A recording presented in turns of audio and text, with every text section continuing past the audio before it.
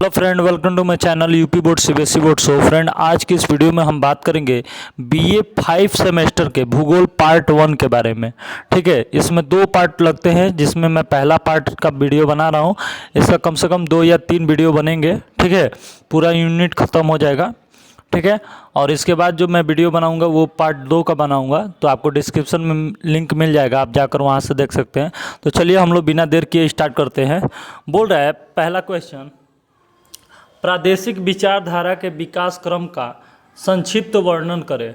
देखिए, अब इसमें ये पूछ रहा है कि प्रादेशिक विचारधारा क्या है, ठीक है, उसके विकास क्रम क्या है, उसके बारे में मतलब आपको संक्षिप्त में बताना है। ठीक है, तो देखिए सबसे पहले लिखेंगे कि प्रादेशिक की विचारधारा का उद्भव प्राचीन काल से ही हो गया था। यानी कि जो प्राचीन काल मतलब कि पुराने समय से ही प्रादेशिकरण का विचारधारा दिमाग में लोगों के चल रहा था। ठीक है, अब देखिए इसमें क्या होता है कि इसके विकास में विभिन्न युगों के किए गए कार्य का वर्णन निम्न है। देखिए जो भी इसमें कार्य किए गए हैं वो क्या है, अलग अलग प्रकार के हैं। जैसे इसमें पहला जो है यानी कि प्रादेशिकरण में पहला आता है वैदिक काल।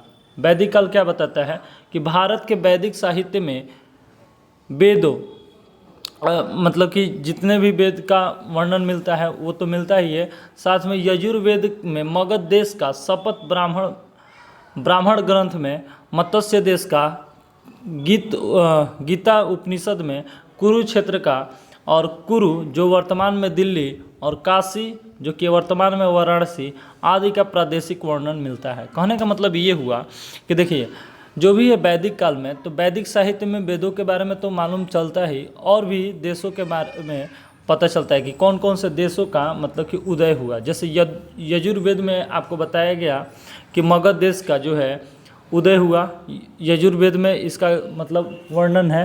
ठीक है, और जो है शतपथ जो ब्राह्मण ग्रंथ है उसमें क्या है, मत्स्य देश का, और गीता उपनिषद में जो है कुरुक्षेत्र का, कुरुक्षेत्र वही है जो पांडव और जो दुर्योधन जो मतलब आपस में लड़ाई किए थे उसी के बारे में बताया जाता है इसमें।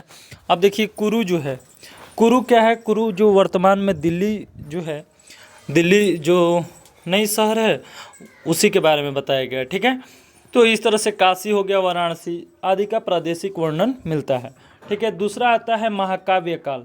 महाकाव्य काल क्या होता है, महाकाव्य काल के अंतर्गत जो हमको देखने को मिलता है वो है रामायण एवं महाभारत नामक 2 महाकाव्य हैं। ठीक है, अब देखिए इसकी रचना की गई है इसमें। ठीक है, अब देखिए रामायण में विभिन्न प्रदेश का वर्णन है। रामायण में क्या है, विभिन्न प्रदेश का वर्णन है, जैसे मत्स्य, ठीक है, कैकेयी, सौराष्ट्र, काशी, कौशल आदि का वर्णन इसी में है। ठीक है, इस प्रकार महाभारत में जो है हस्तिनापुर, ठीक है, हस्तिनापुर में जैसे पांडव वगैरह रहते थे, ठीक है, तो उसके बारे में भी चर्चा है। ठीक है, तो इस तरह से मतलब धीरे धीरे देश का विकास होते गया। ठीक है, उसी तरह महाजनपद काल आया। महाजनपद काल में क्या होता है, इसमें हमें 16 जनपद की जानकारी मिलती है। ठीक है ना, पहले जनपद होते थे, ठीक है, उसमें जैसे काशी हो गया, कौशल हो गया, अंग हो गया, मगध हो गया, चेदी हो गया, ठीक है, वत्स हो गया, कुरु, पंचाल, मत्स्य, सुरसेन, अवंती, गंधार, कंबोज, अस्मक, वजीज एवं मल।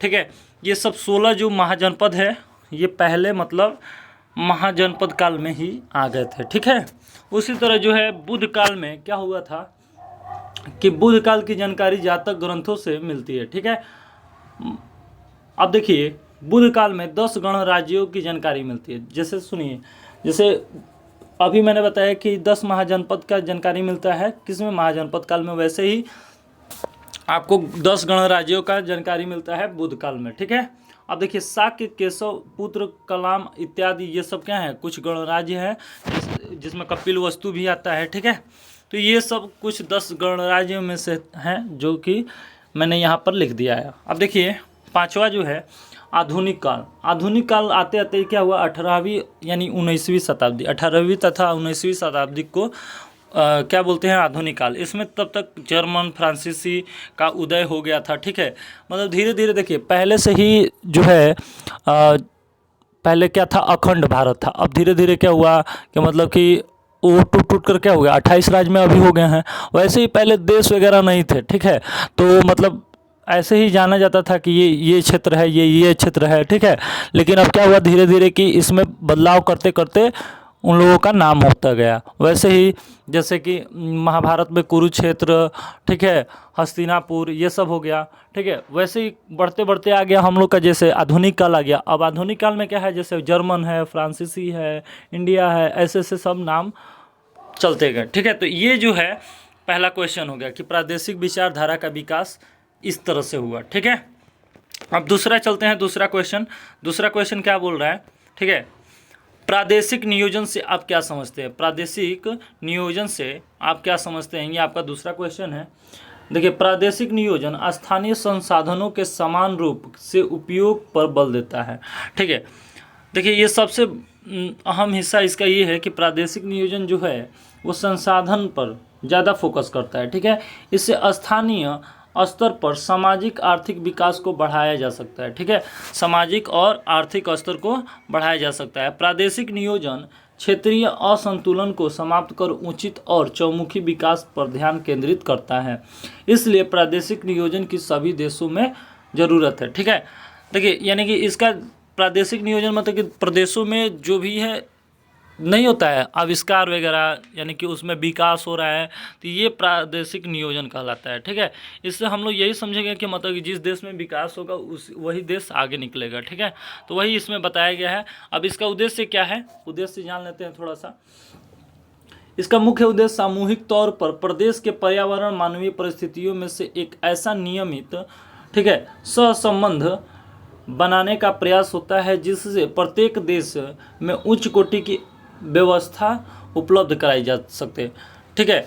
जैसे उच्च कोटि की व्यवस्था, जैसे मान लीजिए आजकल के डेट में देखिए तो बहुत सारा बिजनेसमैन जो है क्या कर रहा है, फैक्ट्री ला रहा है, रोजगार दे रहा है, ठीक है। प्राइवेट रोजगार अभी मिल नहीं रहा है सबको, जो भी है। देखिए, कुछ लोग सूरत जाते हैं कमाने, कुछ लोग मतलब विदेश वगैरह, तो ये सब पहले था नहीं था, लेकिन अब क्या हो रहा है, रोजगार दिन पर दिन मतलब उसमें क्या हो रहा है, बढ़ते जा रहा है, ठीक है। जैसे जीवन संरक्षण, इसमें स्वास्थ्य सुरक्षा और समाज कल्याण का प्रबंधन कराया जाता है। इसमें क्या होता है, जीवन संरक्षण में क्या होता है कि आपको स्वास्थ्य का ध्यान दिया जाएगा, सुरक्षा, समाज कल्याण का, ये सब का ध्यान दिया जाएगा। और संसाधन संरक्षण में क्या आता है कि मृदा पर ध्यान दिया जाएगा, जल, वन, वनस्पति आदि पर ध्यान दिया जाता है, ठीक है। अब बात करते हैं अगला क्वेश्चन, प्रादेशिकरण के आधार पर आधारों की विवेचना करते हुए प्रदेश के वर्गीकरण प्रस्तुत करें, ठीक है। ये आपका क्वेश्चन है तीसरा।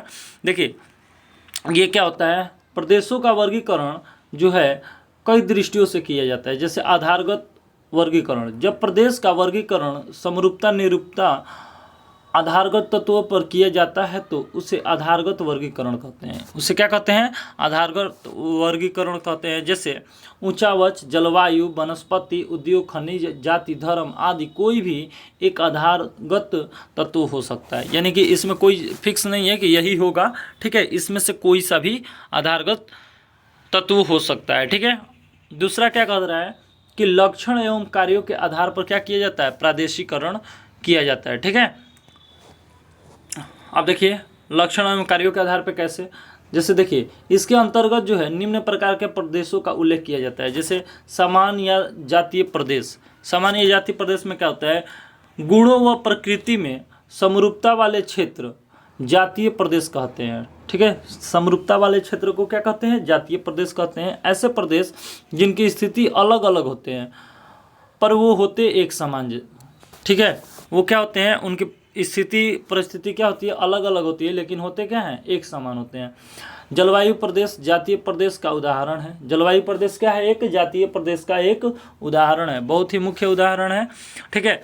दूसरा बात करते हैं प्रकृति प्रदेश के, तो प्रकृति प्रदेश क्या है, भू संरचना, ऊंचावच, जलवायु, वनस्पति, मिट्टी इत्यादि समानता वाले क्षेत्र को प्राकृतिक प्रदेश कहते हैं, ठीक है। इनको क्या कहते हैं, प्राकृतिक प्रदेश कहते हैं। अब राजनीतिक प्रदेश क्या होता है, प्रशासनिक संबद्धता वाले क्षेत्र को राजनीतिक प्रदेश कहते हैं, जिसमें क्या होती हैं, जैसे प्रशासन से संबंधित जो भी नियम कानून होते हैं वो क्या होते हैं, राजनीतिक प्रदेश में आ जाते हैं। अब बात करते हैं अगला क्वेश्चन का, नियोजन प्रदेश से आप क्या समझते हैं, नियोजन प्रदेश से आप क्या समझते हैं, ठीक है।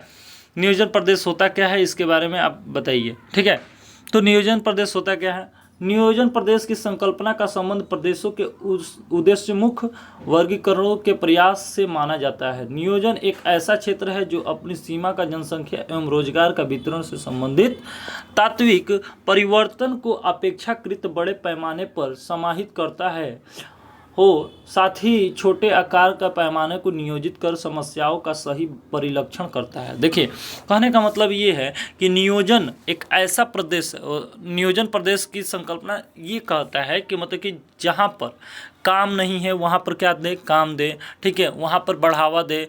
जैसे मान लीजिए गाँव में क्या होते हैं, विकास नहीं है तो विकास करे। ठीक है, यही नियोजन का काम है। ठीक है, आ रहा है बात समझ लीजिए। जैसे मान लीजिए कि अभी हमने बताया फैक्ट्री, जहाँ फैक्ट्री नहीं है वहाँ पर फैक्ट्री दे, जहाँ रोजगार नहीं है वहाँ रोजगार दे, बेरोजगारों को क्या दे, रोजगार दे, ताकि मतलब कि क्या हो, सबकी मतलब एक उम्मीद होती है कि मतलब हमको पैसा कमाना है। तो पैसा कैसे कमाएगा, जब रोजगार होगा तभी ना, जब उसको काम मिलेगा तभी। तो यानी कि वो क्या करते हैं, नियोजन जो होता है समस्याओं का परिलक्षण करता है। ठीक है, सही परिलक्षण करता है। ठीक है, नियोजन द्वारा विविध समस्याओं का नियोजन द्वारा विविध संसाधनों का श्रेष्ठतम उपयोग हो जाता है। यह कार्य करने की व्यवस्था एवं तर्कसंगत प्रणाली है। जिस क्षेत्र या देश में नियोजन को महत्व नहीं दिया जाता है वहाँ प्रकृति एवं मानवीय संसाधन का न तो समुचित उपयोग होता है और न ही खुशहाली आती है। यानी कहने का मतलब कि जहाँ आप नियोजन नहीं करेंगे, यानी कि जहाँ आप विकास नहीं करेंगे वहाँ का लोग क्या होगा, हर चीज़ से अनजान रहेगा और क्या होगा, उस चीज़ को नहीं सीख पाएगा जो हम लोग सीख रहे हैं। जैसे मान लीजिए अभी हम लोग मोबाइल चलाना जानते हैं, कहीं के लोग हैं कि मतलब कि वो मोबाइल जानते ही नहीं है। अभी हाल ही फिलहाल एक शायद आसाम के तरफ की ये अरुणाचल प्रदेश के तरफ ऐसा हुआ था कि मतलब कि उधर कुछ बाढ़ वगैरह आ गया था, शायद उधर भूखमरी टाइप का ऐसा हो गया था। तो सरकार उसको क्या कर रही थी, ऊपर से जो है बन यानी कि पाव रोटी वगैरह जो होता था उसको हेलीकॉप्टर से गिराते थे। लेकिन वो लोग क्या सोच लिए थे कि मतलब कि वो लोग उसको क्या कर रहे हैं, मारने के लिए वो ऐसा प्लान कर रहे हैं। तो वो लोग क्या कर कि मतलब कि तीर वगैरह मारने लगे उसको, जिससे क्या हुआ था कि बहुत सारे हेलीकॉप्टर को मतलब वो क्या हो गया था, क्रैश हो गया था। तो यानी कि इस तरह के लोगों को क्या करना चाहिए, नियोजन करना चाहिए, यानी कि उनको सिखाना चाहिए, उनको पढ़ाना समझाना चाहिए कि मतलब कि नहीं ये चीज़ें भी होती हैं। ठीक है, ऐसे ये होता है। तो ये नियोजन का यही काम है। अगर जहाँ नियोजन नहीं होगा यानी वो लोग पिछड़ जाएंगे, यानी कि पिछड़े लोग हो जाएंगे। तो ये थे आपके कुछ क्वेश्चन जो कि बहुत आपके लिए हेल्पफुल होंगे। BA फर्स्ट सेमेस्टर का BA 5 सेमेस्टर का पहला पार्ट है। अगर आपको ऐसे वीडियो चाहिए तो वीडियो को लाइक करिए, ज़्यादा से ज़्यादा शेयर करिए। अगर हमारे चैनल पर नया है तो चैनल को सब्सक्राइब करिए। मिलते हैं नेक्स्ट पार्ट लेकर इसका। Thank you so much.